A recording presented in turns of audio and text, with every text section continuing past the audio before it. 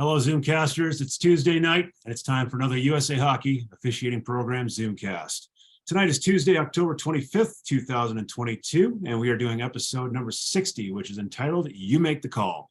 The classic, we're here now in season 3 right now, coming back for season 3, and the classic You Make the Call series, that it's our cult following, our cult favorite, the episode that everyone loves to engage with every time we do it. We brought it back, where basically we present a series of clips to you, the participants that are joining us live here, show the clips to you. We poll you very quickly to get your feedback, your take on what that clip, what the proper call should be and all that. And then we'll share those results with you. And then we'll throw it out to our panelists that are joining us here tonight to ultimately unpack that clip, bring out all the teaching points and what the proper call should be. For those of you who don't know me, I'm BJ Ringrose, and I'm the manager of the Officiating Education Program at USA Hockey. And joining with me tonight on our panel, first is Erika Greenen. Erika Greenen joins us from the greater Chicago, Illinois area. Been a USA Hockey official for roughly about 10 seasons. She's come through all of our various development programs, our summer development program camps, as well as the Elite Experience Camp, where she ultimately got her IIHF license and got licensed as a linesperson with the IIHF, and she's working her way up the ranks. Just this past season, she worked the 2022 Division 1A Women's World Championship, and we're eagerly awaiting to see where she lands this year as she progresses her way up the rungs of the ladder and hopefully landing somewhere within the Olympic Games sometime within the next round or two here. On top of that, she also works the PHF as a linesperson, that professional women's league. And she also gives back regularly as a part of our national instructor staff. She gives back locally as a local seminar instructor with our annual seminars that we host throughout the country. And at the same time, she just this past summer served on one of our summer camp staffs as well. So thank you for joining us, Erika. And also joining us is Ken Radolinski. Ken is from the greater Atlanta, Georgia area, USA Hockey official for 25 seasons, where he has basically worked his way up through the ranks through junior hockey and all that, and now works the American Hockey League as a linesman, as well as the ECHL as a linesman, and also gives back locally as a local seminar instructor, and also contributes on the national side. He's served as a camp director for some of our summer development camps, worked a few district officiating seminars, but yeah, finding a great niche for himself as an administrator, giving back on the administrative and the teaching side. So I know both of you have done Zoomcasts in the past. Erika, I believe you've done 1. Rads, I think you've done 2. So I think that makes you our returning champion. So just basically to point that out. But either way, we're really, really happy to have you back, and we're looking forward to this episode. Just a quick reminder to all of you, if you haven't done one of these since last season or the season before that, don't forget that you can always send us questions using that Q&A feature within your menu, and feel free to pose any questions to either myself as the host or to either our panelists if you want to ask a question about the clip itself. But with that, let's get to it. Typically, we usually start all these episodes off with a viewer poll, just to view the audience and kind of tease them a little bit and see what their kind of thoughts are with the upcoming topic. We're going to be doing tons of polls here over the next 60 minutes. So we'll get right to our very, very first clip.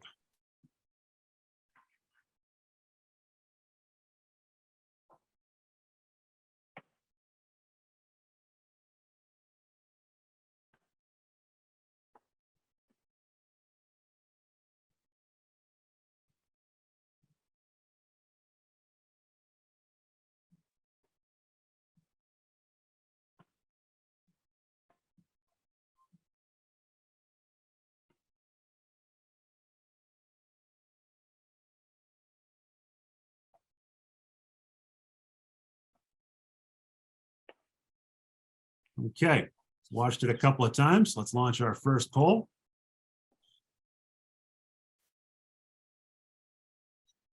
Very, very simple poll question. What is your call? Onsides or offsides?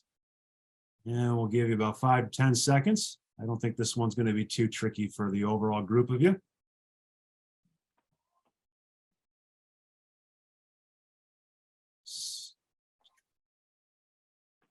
All right, we'll stop the poll there. Pencils down. We'll share our results.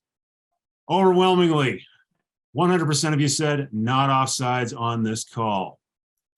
So let's revisit this clip, and we will, well, it's kind of a linesman clip to begin with, and we got 2 linesmen on our panel. So I guess, Ken, you as our returning champion, we'll give you first crack at this very first clip. All right, I'll take this one. So right here, all right, here, let's see if we're going to show the clip now. So as soon as this puck starts to come out here, we can tell linesman's already in a tough position. We should be in the neutral zone and not in the attacking zone here. And I'd like to see him just a couple inches outside that blue line so that if the puck does hit him and comes back into the zone, then we have an offside situation. So if once he gets inside here and it hits him and stays in, now we've kept that puck in the zone. And ultimately that puck should have come out into the neutral zone. And I know at this point that official has to be thinking, please don't put that puck in the net.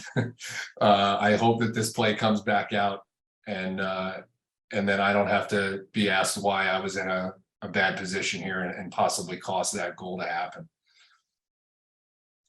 Erika, anything to throw in? Yeah, I think that, I guess going off it too, it looks like he's right up against the board. So something when you're on the correct side of the line, not flat backing. So that way the puck kind of goes through you rather than hitting you. So that it could have had a chance even with him on the wrong side of the blue line there. Okay, and just a follow-up question with that. You made the reference to flat backing. There may be a chance that maybe some new officials, some level 1 officials might be watching this Zoomcast in the future. What do you mean by flat backing? So flat backing, as you can see, he's like right up against the board. So we're just, hanging out on the boards. And you want to think of more as your body's kind of on like a string attached with the puck so that you're always facing the puck, moving your feet that way. So it's almost like what you're seeing right there, his positioning right there, back flat to the glass, both hands against the glass. That's about as flat back. That's the most flat backiest flat backing I think I've ever seen in my life, quite frankly. He's even got the hands right there flat on the glass too. But and you can and obviously, we're not trying to pick on the official here. This is to help everybody out. But something that I was always taught to was to really try to keep your shoulders square to that puck at all times. And so you can see in that last frame that we showed too, with his back completely to the glass, the puck's on the side of him and that's how it hits him. And usually when you're standing that way, there's only one move you can make and it's that flinch and hoping that you're not going to get hit. Whereas like Erika said, if you're a little bit off the wall and you're not flat backing and you're facing it, you've got a 360 view to move. So you can move any which way, you can move forward, you can move back out. You move left a little bit or right to have that puck avoid you and then clearly get out of the zone. It's like playing wickets. Position. No, go ahead, Erika. I was going to say it's like playing wickets, like get it through your feet. Yep. So almost how he's positioned right now, where you see basically he's facing the blue line and skates are basically kind of running perpendicular to the blue line. This would almost be the preferable stance, correct? Yes. Okay. And just getting back, like this teaches very, very simple, basic fundamental of linesman positioning when you're standing along the blue line, or even quite frankly, it ties into even the two official system when you're ultimately working your blue line, whether it be the R2 in a two official system, or when you're working as the R1 and plays coming towards your attacking blue line, where you ultimately want to stand. In this case, plays inside the end zone. So you, as the official outside that zone, the fundamental rule and what USA Hockey often preaches is kind of the 3 in, 3 out. So when plays come inside, you want to be roughly about 3 feet or so inside this blue line as plays coming across your attacking blue line. So that way you're not getting in the way of play. You got a decent sight line along the attacking or the deciding edge of the blue line as the puck comes across. But then also once that's done and play comes inside this end zone here, you as the R2 of the two official system or the linesman holding this blue line, you want to be no less than 3 inches out. You don't want to be any closer than 3 inches to that blue line. And why would we say an absolute bare minimum of 3 inches? And I'll throw that out to either panelist if they want to answer that question. Say if you're out too far, you're gonna get hit. Is that what you're saying? Get off the boards 3 inches? No, more along the lines of basically 3 inches, no closer to that ultimate that blue line, no closer to that blue line than 3 inches. Why do we say 3 inches? Well, if we're a lot closer, I mean, you have the play that happens there where the puck can get kept in, and how big is the puck?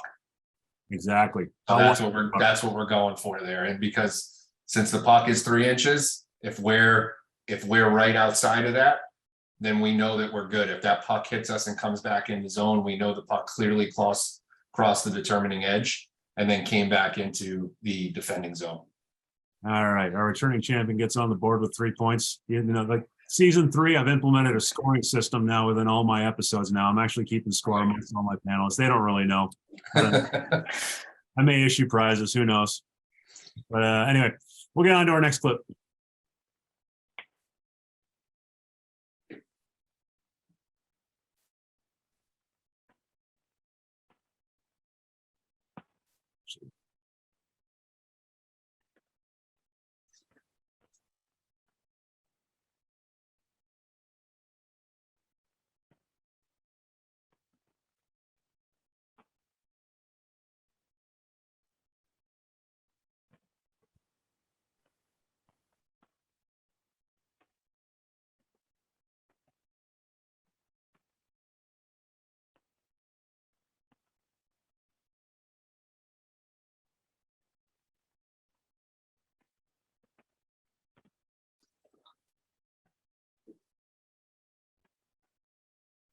I love all the angles of these too. We did our best to up our game with they're the great. we did what we could. That's a great video. Okay, we'll launch our second.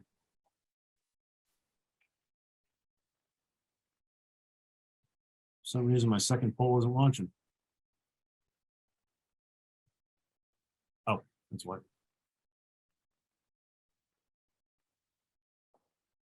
All right. Clip number 2, our poll, goal or no goal? And obviously this question really has very little to do with what we're going to discuss about this clip, but I needed to ask you about something. So, so simply a goal or no goal on that play.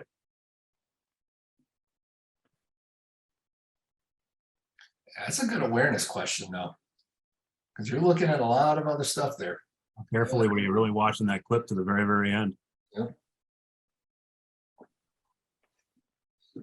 All right, we'll wrap up our poll, share our results, and kind of split right down the middle. 60% of you said no goal, and 40% of you said goal. And quite frankly, it doesn't really matter because that's not really what we're going to talk about in this clip anyway. So with that, we will share this clip again, and we will start with Erika. Erika, what do you have on this one? Yeah, so as you can see, the plays kind of coming around. We think it's probably going to come out here. And basically he's caught flat-footed for a second. It looks like he's like in the movies getting like hit with fire or something, trying to get out of the zone. But you can see he's kind of like puck launches, and almost looks like his mouth's like, oh boy, here it comes. And he knows he can't go down if he was anticipating, could have just came down straight, but instead has to cut across the ice, which in this case, there wasn't someone on the other side, but it could have, potentially broke up some play there. And he didn't have a good view of what everything was going on because he was so focused on getting to the goal, which he got there and where he needed to be in time. So I'll give him that. Okay, Rads, anything to throw in? Yeah, I mean, once he realizes he's caught and he's flat-footed, he does a great job of hustling. I think if he stops there and kind of lets the play go by him and then follows play into the zone, he's going to be back quite a bit and not be in a great position to possibly see a goal situation here. So even though he was caught flat-footed, he does a really good job of recovery there with a little swim move, got on his horse and really got to the other side. I agree with Erika there too. It's, that's one where when you're crossing the other side of the rink, and this is a 4 official system, so that is an acceptable move to do. You do need to make sure that if you're doing it, you're not going to be involved in a play with like a winger coming up the other side of the ice. Ultimately, if he's not flat-footed and he's got good movement there just outside the blue line and he anticipates a little quicker, we can start skating backwards way before that, and we can have the play follow us into the zone. But I think he does a pretty decent job considering how flat-footed he was here. And then realizing, I'm caught. I got to get to the other side of the ice. All great points, guys. And just some things I'll throw in myself. Again, getting back to the basics of fundamental positioning and all that. We talk about the referee being flat-footed. we as officials, games are going on, we always want to be moving our feet. With rare exceptions. Obviously, when we're a linesman, we don't want to stray too far off the blue line or anything like that. But as referees, we're always fighting for that best sight line, that best angle on the play. So moving your feet all the time. In this case, he's basically kind of resting on his heels. He's flat-footed, and this is where he really gets caught. The other factor here also is just seeing how far out off the boards he is. The fundamental rule, again, of basically positioning wherever you are on the ice, ultimately, if the play is on your side of the ice, you should essentially be sort of somewhere along the boards, near the boards, on that same side of the ice that the play happens to be on. If the play drifts over to the opposite side, like in this case, this play comes across over to this far side of the ice, that's a situation where now this R2 can drift off the boards and drift more towards center ice. Because now he's so far out, as you can see, he's out beyond even the face-off dots. He put himself in a position now where this puck banks off the glass, and he's in a really, really tough spot angle-wise. There's no way he's going to fight his way back to these near boards to allow this team white player to cut in front of him so he's in the proper position as basically play moves up the ice. His only option is to cross. He made the right decision. It's an unfortunate decision, but he made the right decision here. And he doesn't really have the decision even to stop and cut short, because the minute he does, and I forget which, I think it might have been Erika that pointed it out, if he were to stop short and let the play go by him, now he's going to be a position where this team white player is going to be well ahead of him, and he is not going to be on that goal line to ultimately watch and see whether that puck goes in the net or not. So just some really, really good fundamentals discussed here. Great feedback by the panelists with the teaching points of this clip. In this video, you can really see the importance of not being too far and those fundamental positioning tips of not being in no man's land, being too far off the wall when the puck is on your side, how all of those small little things can lead to something big like this play. Always go back to the fundamentals. Yep. All right, we'll go on to clip number 3.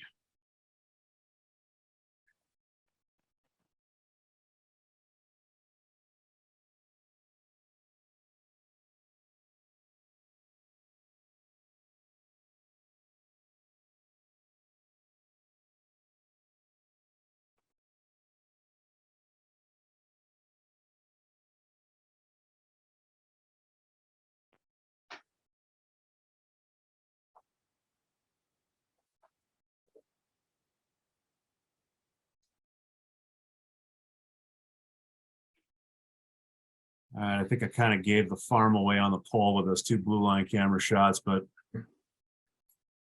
that's fine. All right, simple poll on this one. Offsides or onsides?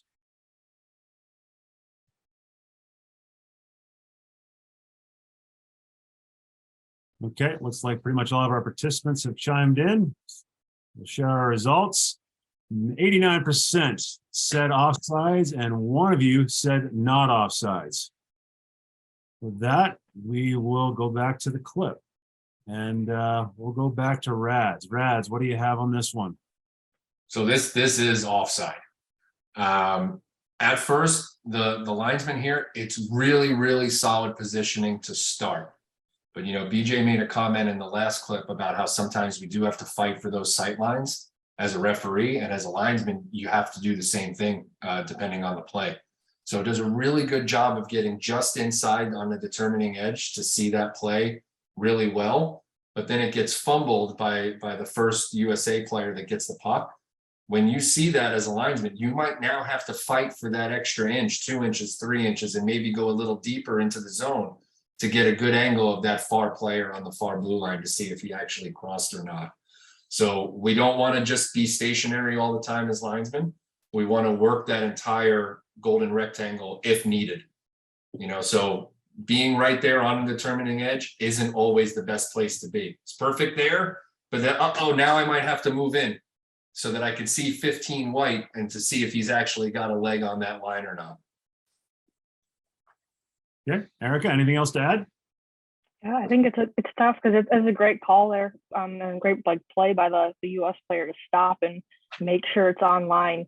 But yeah, just moving down or maybe looking at it through his legs if you can too, to try to see that other guy's foot. Yeah, this could be one. It's interesting because you actually see the linesman very briefly on the far side. He gets kind of down into the squat. Yeah.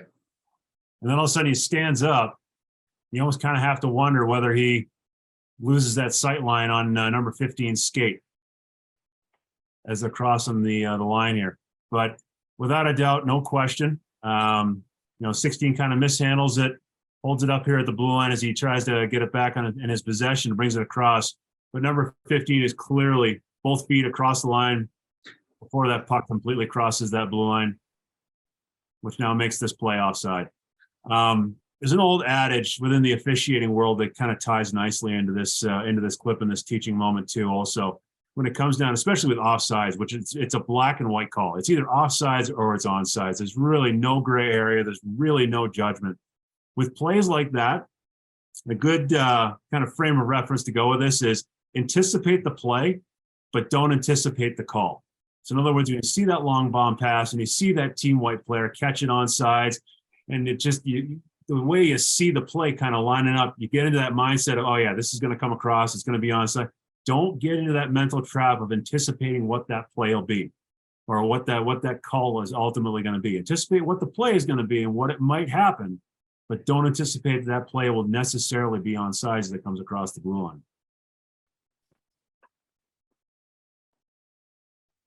Okay, move on to clip number 4.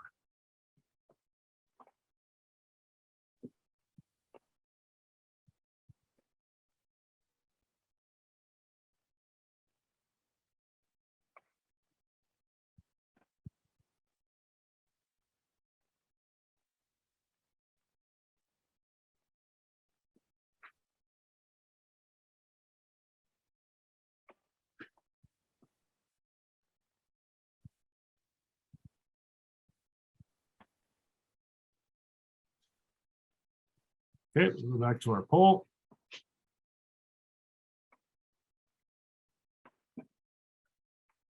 Clip number 4 poll, once again, onsides or not offside, or offsides or not offsides.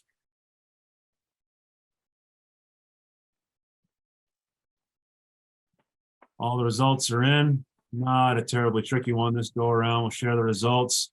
89% said not offsides on this play, and 1 out of the 9 said offsides. So with that, we will start with Erika. Erika, what do you have to share with this clip? Yeah, I mean, this one's a tough one because you can't really see the offsides until that last camera angle. But when he gets there as the puck, I'd say, crosses the line. So trying to, again, anticipating, like we talked about earlier, that puck's going to come and you want to be on the other side of the line, but you don't want to get beat there because you almost get beat. And if you're, there before, you can back up a little bit and have a better angle on the puck rather than it's crossing as he's looking down. So that's just what he sees. Okay, Rads, anything? Yeah, I mean, ultimately, it's still pretty good positioning too. I know, like, if we're nitpicking, we say, hey, yeah, if you can get a little closer to that determining edge and be there for when that play crosses. But linesman does a really good job of being in the right spot. He's in the best position of anybody to make this call. And the player for USA gains possession of the puck in the neutral zone before the puck crosses over the line. Even if they were to have gained it a little bit earlier and skated the puck in backwards on this play, we'd still be good as long as that possession is made before it gets to the attacking zone. But I think the linesman does a really good job here. He's close enough to that play there where nobody's going to question him on that. Yeah, being right inside on a determining edge would be great, but we're nitpicking at that point for this play. Ultimately, I think this is a really good job by the linesman. It's a quick play too, really quick play. No question. His position, good point, Erika. Basically, his positioning puts him in a good area, good spot, good sight line to basically ultimately sell that call. And we talk about, obviously we talk about fundamentals of positioning and 3 in and 3 out. You always want to beat the play to your blue line and be inside the attacking zone before the puck crosses into the attacking zone. You go down the road of a little bit more advanced positioning, particularly when you're working that blue line. There will be instances where you'll have players, kind of coming down your side of the ice and their angling may kind of pinch you off and squeeze you off at that blue line. In those types of instances, you don't want to fight the traffic. You don't want to fight through it and try to push your way through to try to get across that blue line ahead of that play. You're better off just stopping short, and you're basically, stop short, say a foot or 2 feet or so ahead of the blue line and allow playing to go by you. As long as you're in that vicinity, you're in that neighborhood where you got a good sight line on that play, you can sell that call. You're in a good position where you can definitely sell that call to the teams. And your hustle plays a big role in that, BJ.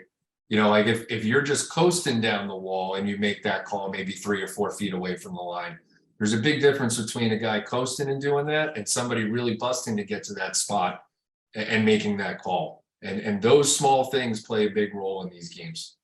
For sure. And that whole pinched off thing really only applies when the play is actually on your side of the ice. Yep. Play's moving up the far side, on the far side of the ice, coming across that blue line. There's really no excuse for you getting beaten to your blue line, unless something really, really goofy is going on, like you're in front of the benches, you get tied up with players or something weird like that happens. But in this case, he's got a clear line to get there.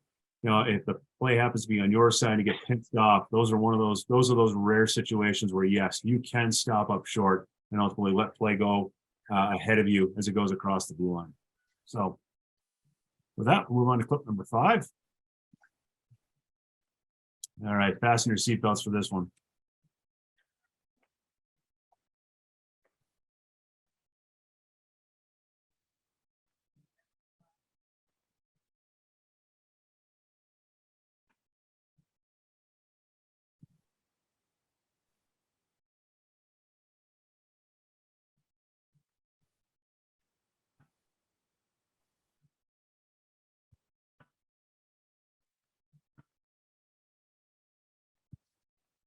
All right, we'll share our poll.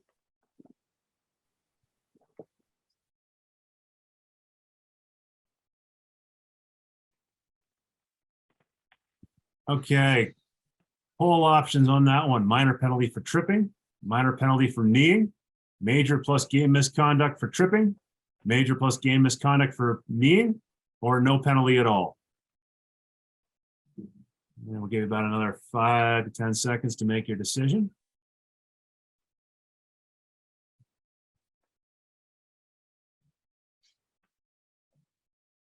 Okay, everyone's responded. We'll share our results. The number one answer at 56% is minor penalty for kneeing. Just behind that, 33% minor penalty for tripping. And it looks like one of you ultimately said a major plus game misconduct for kneeing.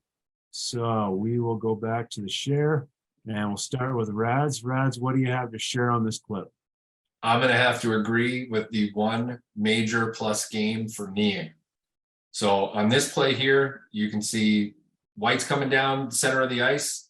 27 has the ability to put a clean check on, doesn't, decides to throw the leg out there intentionally and makes intentional knee-on-knee contact. It's reckless, it's dangerous. I think at a minimum, we have a major plus game misconduct. And I think you can even make an argument for a match penalty here. Plays like this could be career ending. And no matter what level of hockey you're working, and Black there just tries to get a piece of the player, but you try to get a piece of a player on one of the most dangerous plays in hockey, that knee-on-knee contact. So to just go a minor penalty on this, you'd have to ask yourself, what more needs to happen for me to say that this is reckless and dangerous enough to go with a major plus game? I mean, you can see the official too immediately has the call, starts skating right up to let everybody know he's got it. And as an official in a play like this, sometimes you have to do that and maybe be a little bit more boisterous about it, because on a play like this is normally when you start to have other players come into the aid of their teammate, because it's hits like this, hits like check from behind. That's when other players are looking to maybe now get some retribution for their teammate. Great point, Rads. Anything to add, Erika? Yeah, I think you can just see that, that's not his natural motion where he's going. He's not in that same lane. He clearly makes the step to move. It's not, so it's, it's going to be a penalty somewhere there because he's moving. Then it almost looks like he gets kind of caught, doesn't know what to do, and like it's just a, I'd say it's lazy play in a way because he knows he's beat. Yeah, there's kind of an air of desperation on this contact. And when we watch it, it's a really good angle from, I think this long view down the ice. There really isn't one element of a body check in this contact. You know, body checks are executed with hip on hip, shoulder on shoulder, using your trunk to basically make an attempt to gain control of the puck. And yet none of that is there. He just simply sticks his leg out and lays the knee out and makes deliberate knee-to-knee contact. And Rad's definitely touched on it when he was making his comments. There's no question this contact recklessly endangers the opponent. So when we're talking in the context of a youth hockey game, this is a minimum 5-minute major in a game misconduct. It's reckless endangerment. It's a dangerous hit. It's not a hockey play. And you even have a strong case to go down the road of a match penalty too. And both of you said, both Erika and Rad said, these are the type of hits that can send a game just off the tracks. If you don't step up and manage that situation correctly with the correct penalty, you're in for a long night. And even Rad said, if this isn't a major, what is? I'm kind of scared to think what is a major in your mind if this isn't. All right, we'll move on to the next one.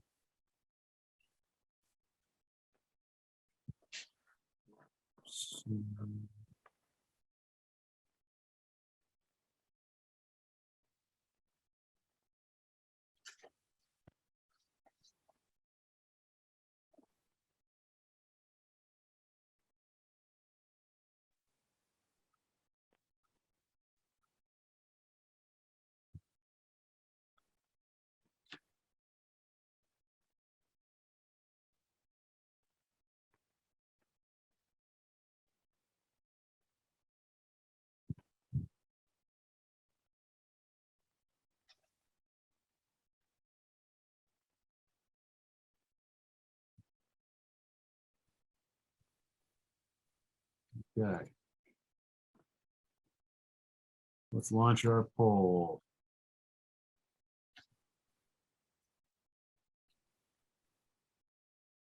Poll on that one. No penalty, minor penalty for elbowing, minor penalty for roughing, minor plus misconduct penalties for head contact, or major plus game misconduct penalties for head contact.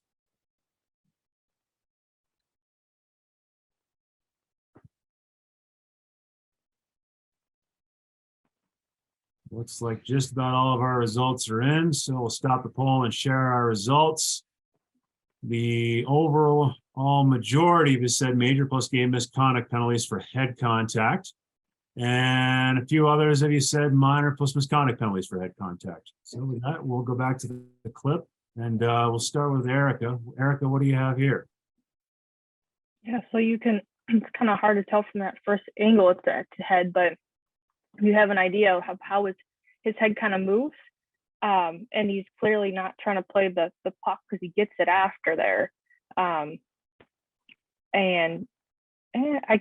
can't tell or not if he hits his head on the boards, but he hits his head on the boards, and I mean that's automatically you're going to go 5-game there because it's a reckless endangerment for sure going right in there. Okay, Rads, anything? Yeah, one I want to call out. This is a great support call from R2 up top. R1 down in the zone, you can see that he's staring over at the play, but I think he's got a tough angle to see where that contact is made. And from R1's angle, he might think that there's contact more maybe on the shoulder there. R2, though, has a great sight line down the wall and can clearly see that the hit was delivered way too high. And 25 there, man, you see that head cocked back like that. This, in my opinion, is a major plus game misconduct. It's reckless, it's dangerous, and the onus is always on the player delivering the check to deliver a clean hit. And in this play, yeah, he's not that far from hitting him in the shoulder, but guess what? The initial contact is direct to the head. It's reckless, it's dangerous, and this has to at least be a major plus game misconduct. Yeah, and even keeping in mind with the principles of body checking, we want the purpose of a body check is to basically gain possession and control of the puck. So he comes in, you look at the position of his stick in his hands, get a pretty good idea here. Hands up high, stick up high. So basically at this point, it's turning more into a full of body check for the purposes of basically punishing the opponent. And you can't see it so well from the first couple of angles. This one you can sort of see it, but you look for that telltale snap of the head. You really see it here. Oof. Body contact, the first element you see of him making contact with him, you see that snap of the head. So you can tell the principal point of contact with this body check, it's directly to the head, which then kind of helicopters him around. So again, as both Erika and Rad said, it's reckless endangerment, no question, that this type of contact coming in fast, no attempt to play the puck, no keeping the stick down, attempting to gain control of the puck. You're just trying to punish the opponent, and thereby he just recklessly endangers the opponent, and it's a major post-game misconduct penalty. Good job by all the attendees, at least acknowledging that was a hit to the head, though. Everybody at least had head contact on that, which is good. Yeah, when you kind of see that propeller, it's probably the head where Yep. it's making contact usually And when too. you see that snap back, it's just a dangerous play. Both very good points.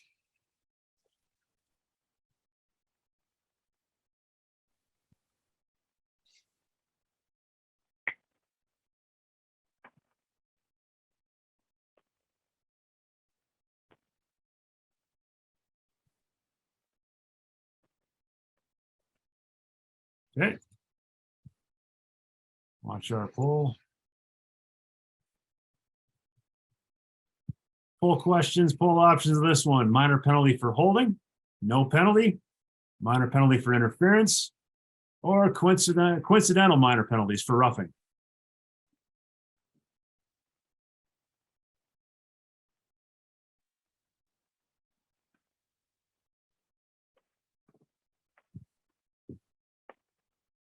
Okay, all the results are in. We'll share our results. Number one answer at 63% of you said minor penalty for interference. And then 25% of you said minor penalty for holding.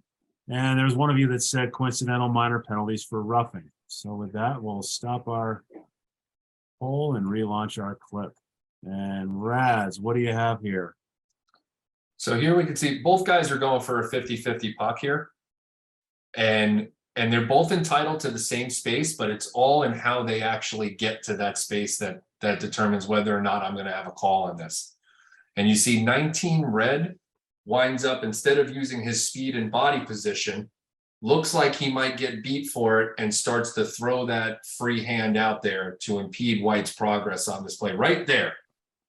So red get their arm right in, and it looks like they're going 50-50 puck, and instead of still going for the puck, puts that free arm out to impede the progress of the USA player and winds up holding him back. And I think this is one of those plays too, where if you're a referee in the situation, if you're not hustling to get to that right sight line, you can very quickly miss this type of a play. But does a great job of throwing the arm up there and making the right call. Okay, Erika, anything to add? Yeah, I would say at first it's like Ken said, it's hard if you're not in the right place. You don't know. From that first clip, it almost looks like White's coming in and makes a hit on Austria, but in reality, if you're in the right position as R1 coming in the zone, you're going to see that arm goes over, and if positioning comes down, you may call the wrong penalty on the wrong player. So just getting in positioning and great call by them.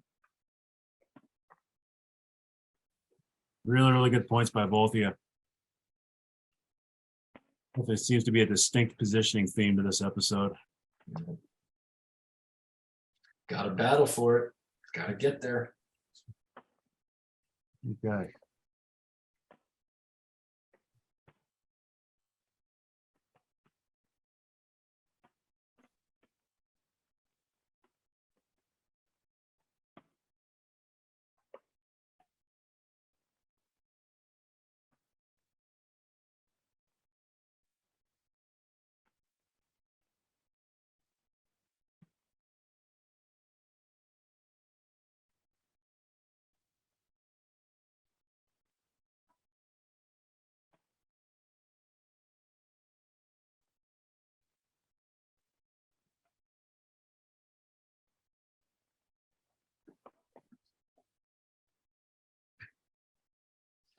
Launch our poll on that one.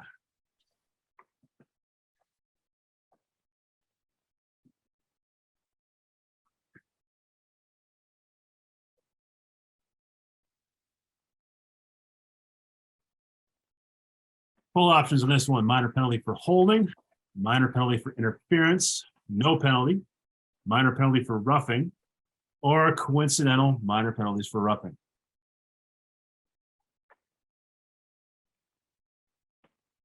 Okay, all of our results are in. We'll share our poll. The number one answer, 56%, minor penalty for roughing. And then the other three options, they all kind of ran neck and neck, more or less. A couple of you said minor penalty or coincidental minor penalties for roughing, and a few of you said either a minor penalty for holding or a minor penalty for interference. So with that, we'll stop our share, bring our clip back up. And Erika, what do you have to share on this one? Yeah, there's a lot going on here. It looks like the Slovakian is trying to get to the net here. And 16 on Latvia puts this, you can, once the next angle, he gets him first in the face like a high stick, but also that causes him to go into his own goalie. So that's where I wouldn't go with coincidental, but instead he has to like WWE, like throw him down. So, I mean, it could be hold, it could go rough, but I think it's a better label if you're going with a rough, just because of the nature of how he's like kind of getting thrown. Okay, Rads, anything? Yeah, I agree with all Erika's points there. You know, White does a really good job of trying to avoid the goaltender, and that's what you want there. You know, he gets pushed in by 16 red, and so it's not his fault, and he doesn't wind up taking advantage of being pushed in and still making contact there. I think he does a great job of trying to avoid that contact, now throwing his arms up, not falling on the goalie there, which he could have. And yeah, hey, I see interference. I see almost a possible high stick too. I see holding. Roughing is the call I like here. Interference to me is one of those, I'm impeding somebody from getting to a space. Holding is another one of those, I'm impeding a player from doing something they want to do. This guy almost, shouldn't even say almost, he wraps him up and throws him down to the ground. And in my opinion, roughing is the better call because it's the more aggressive of the three that I would possibly call here. Yeah, I definitely agree with that as well. I mean, if you look at the main title of Rule 640 in our rule book, it's entitled Unnecessary Roughness. And there's no question that number 16 here kind of crosses the line as far as his physical engagement with this player. And I agree with both what Rads and Erika said here. I think the Team White player comes in. He really doesn't take advantage of this contact with the goalkeeper. You kind of see him kind of come in. He kind of gets a hand up, like it's almost like he's kind of trying to brace himself against the goalpost or whatever. He's trying to save himself and just try to mitigate that contact with the goalkeeper. And then number 16 just comes around and just completely punishes him by throwing him down to the ice. So no penalty at all here to the Team White player. The Team White player was forced into the goalkeeper by the Team Red player. He does everything that he can to mitigate and manage the contact with the goalkeeper, trying not to draw a penalty. And the Team Red player just goes above and beyond of just basically wiping him out. And I think a roughing penalty to Team Red is definitely due here. So good feedback by both panelists.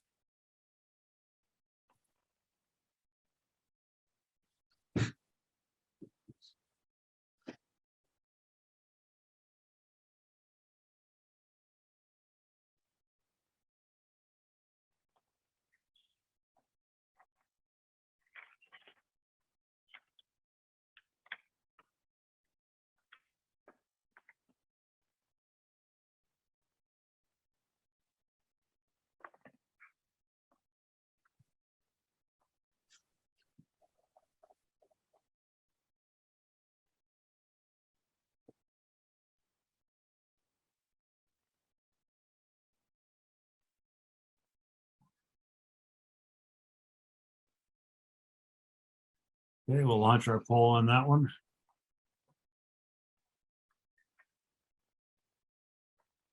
And the options of the poll there: no penalty, minor penalty for unsportsmanlike conduct, and coincidental minor penalties for delay a game and unsportsmanlike conduct.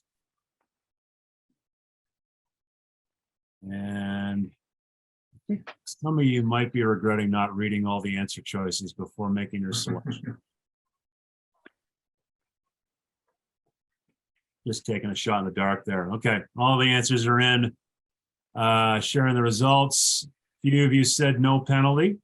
The number one answer overall was minor penalty for unsportsmanlike conduct. And a handful of you said coincidental minor penalties for delay of game and unsportsmanlike conduct. So we'll go back to the clip, and I think it's Rad's turn this time. Rads, what do you got? I will take this one. Yeah, so this is a penalty that is seldom called, but the goaltender gets the puck. And when he actually gets the puck and looks like he's about to pass it, the puck is in the neutral zone. So the goaltender has more than enough time to make a play here, elects not to and covers it. By rule, this is a delay of game penalty. Clearly, though, player in white comes in, snows the goaltender. And I would definitely have a penalty on this as well for unsportsmanlike conduct. Because usually when you have that, you have what you see a little bit here in the clip, where they start coming in and they're going to take liberties at the player that just snowed their goaltender. And that's when stuff happens that if we're not quick on this, and look at the time of the game here too. We're 13:25. This is still really early in the game. This is a great time to now say, hey, goalie has to play the puck, but also I'm not going to let players spray the goaltender. I will protect them, and I'll make sure that stuff isn't going to happen. So I like the coincidental penalties here. Okay. Erika, anything to add? Yeah, I think that was a good point about like maybe what time of the game it was. It's not too late in the game. The intensity may not be up, but maybe it was later in the game. The intensity was up. That'd be a great call to help kind of calm it down and help that. And then, but also since it is earlier in the game, going to help you later on. So it hopefully doesn't get to that point where it could be just a escalated, chippy kind of game or anything like that. No doubt. Great points by both of you. And just one thing, I'll throw my own 2 cents in here just with regards to this goaltender here. The idea that the goaltender being able to cover the puck is considered a privilege. The rules give him the privilege of covering the puck. But the goalkeeper covering the puck must be done in the act of playing goal. And the act of playing goal is actually defined within the USA Hockey Rulebook glossary as basically preventing a goal, or preventing an immediate scoring opportunity. And neither of those are covered here. It's a long pass that basically lands on the goalkeeper. Goalkeeper has plenty of time to stop the initial pass, get himself set up to initially possibly pass off or dish off, or even sweep it off to the corner. But instead, he just basically checks out, drops to his knees, and covers the puck.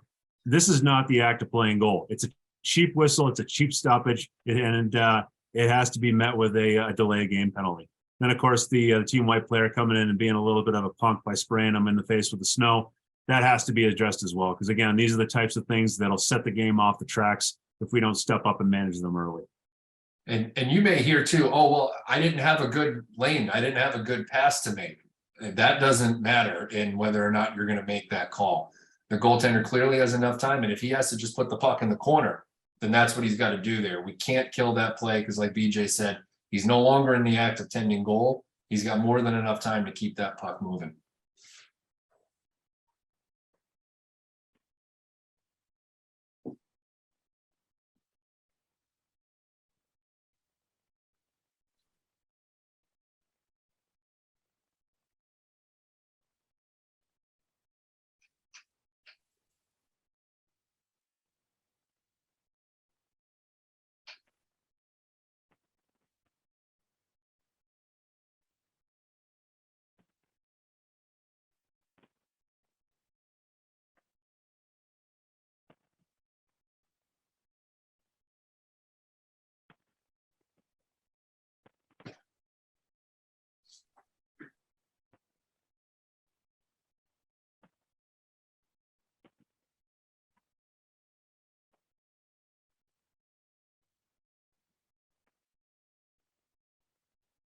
Okay, launch the poll there.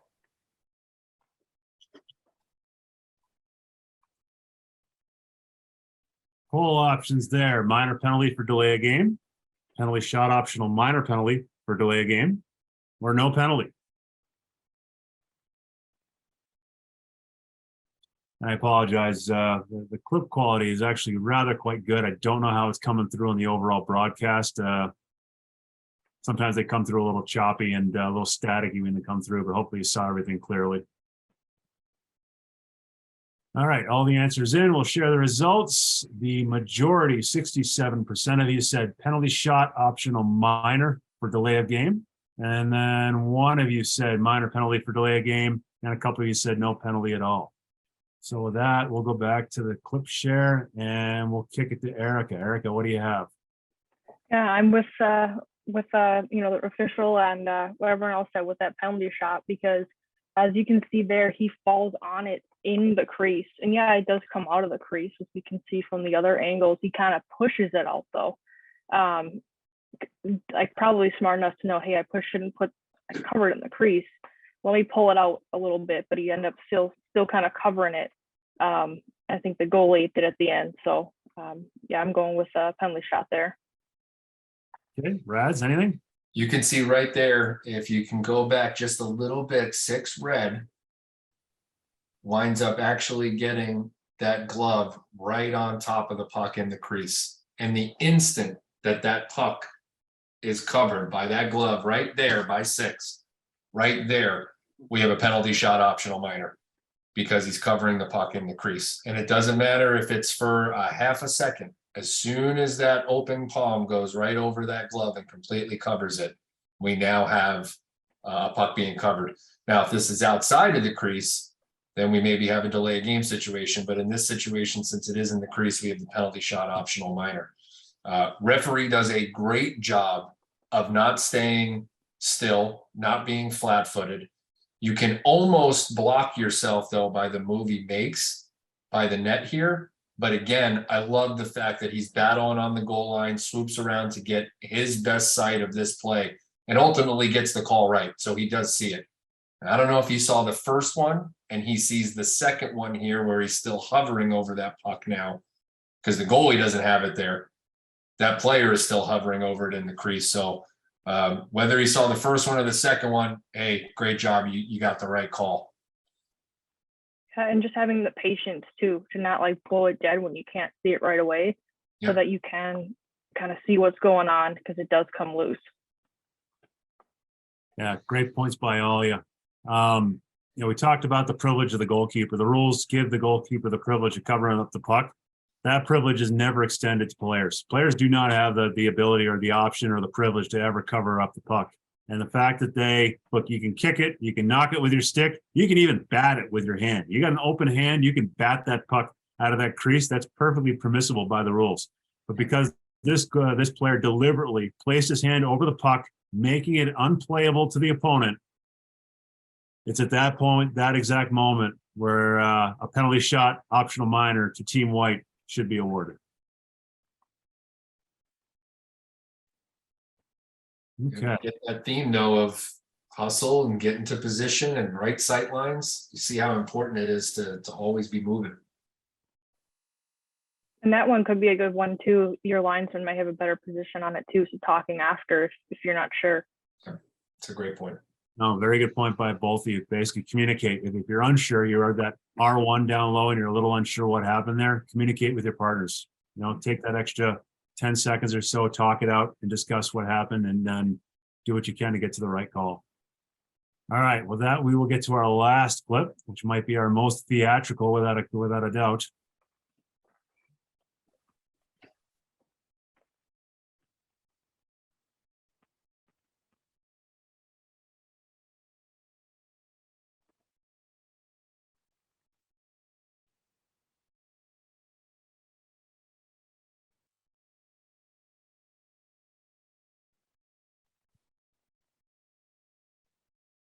Okay, we'll launch our poll. And before we launch the poll, we'll just do a quick point of clarification. We will assume that puck completely crossed that goal line.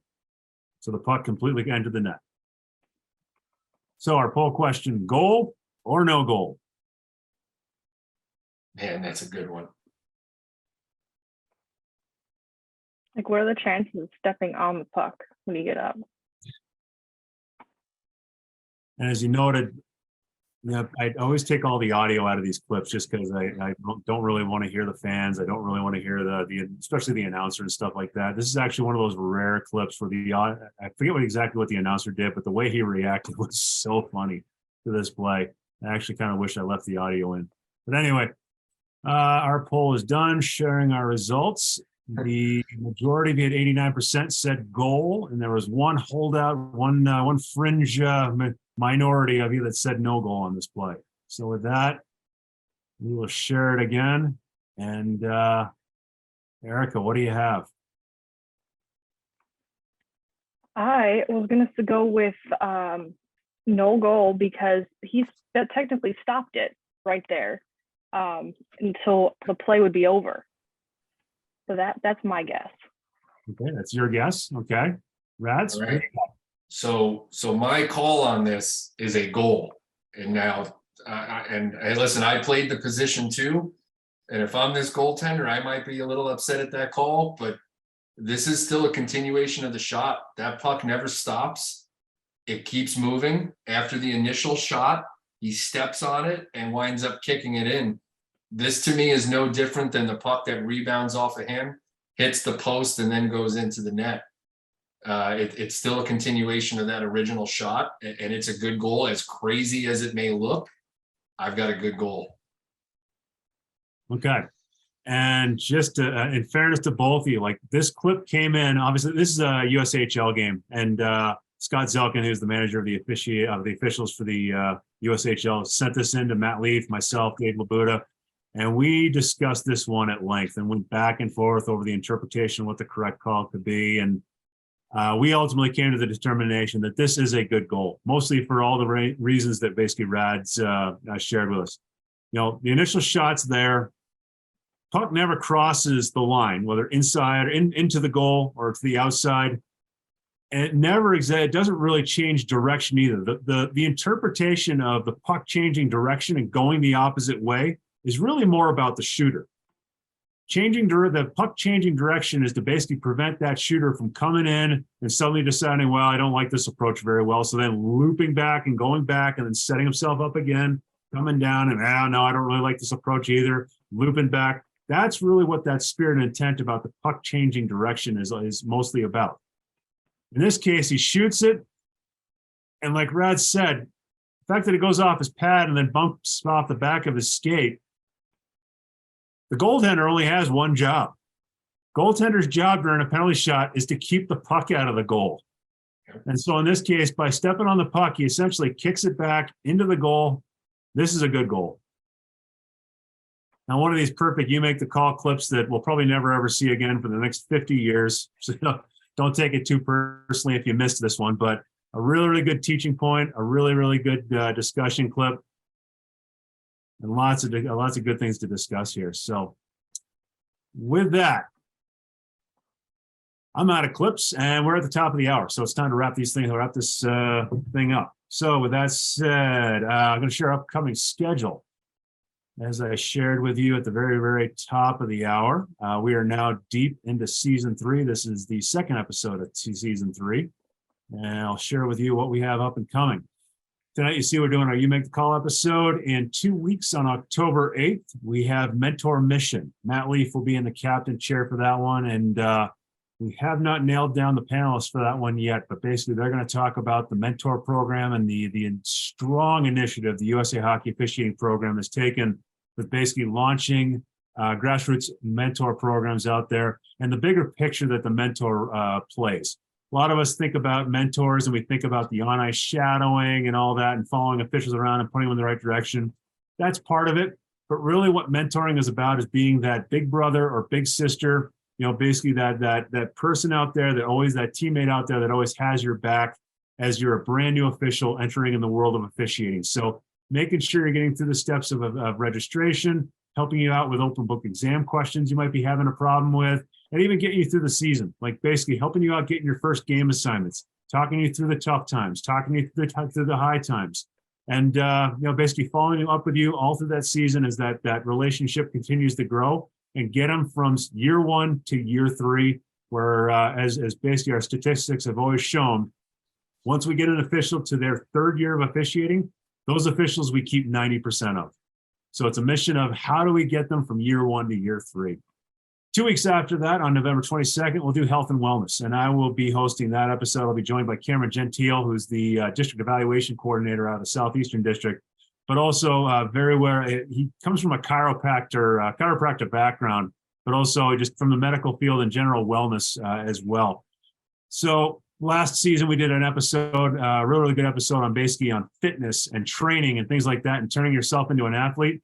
This one goes a little bigger and broader of basically the ups and downs of getting through a season, maintaining good health, preparing yourself for the season, getting yourself through the season, and managing the rough patches as you go through a season. And then 2 weeks after that, as we get into December, we'll do playing rule Q&A. This was an episode we launched for the first time last season where Matt Leaf was in the chair, where we sort of do a deeper dive on the playing rules and their interpretations. We talk a little bit about some of the open book exam questions that have been most missed and the playing rules and how they apply to that. And most importantly, if you join us live for that episode, it's a prime opportunity for you to ask Matt Leaf, who is the staff liaison to our playing rules committee, and the panelists he'll be joined by. Ask him your situations, your playing rule questions, like the rules that you have, questions you have about interpretations. You'll have that opportunity from, if you're joining us live, to put those questions out there. So that's what we have upcoming. So hopefully you'll join us. Don't forget to join us on our social media channels. We have a Twitter channel and an Instagram channel, easy to find, easy to like, and easy to follow. We also have a survey reminder. Once we wrap up this episode, you will get an email with a link for SurveyMonkey for you to basically give us your feedback with what you thought about this episode. What did you like? What you thought we could do a little bit better? And then, of course, that one question where you can propose a topic for one of these Zoomcasts. We're always looking for new ideas of what we could cover and how can we help out our membership better and serve our membership better with these Zoomcast episodes. Thank you so much to you, the participants. If it's the first time you've ever joined us on one of these episodes, welcome. We hope you enjoyed it. We hope we see you for many more of these. If you're one of our loyal cult followers, showing basically you've been with us for all 60 episodes we've done so far, thank you so much for your continued support and dedication. We're happy to have you with us once again. Thank you to our panelists, Kenneth Radolinski and Erika Greenen. Thank you so much for taking time out of your personal schedules, your busy schedules. I know we're getting into the thick of the season here, and to ask you to take one more hour out of your personal time on top of everything else that you're contributing to the USA Hockey world out there. We can't thank you enough for all that. With that, on behalf of USA Hockey and the officiating program, I'm BJ Ringrose, and thank you for your dedication to USA Hockey.